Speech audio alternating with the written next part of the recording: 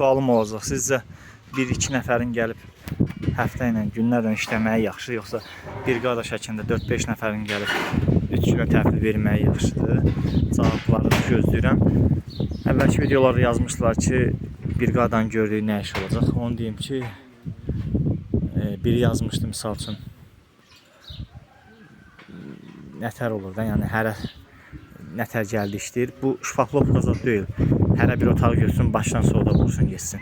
Burada hər iş tamamlanmalıdır, sonra ofis etaba keçirilməlidir.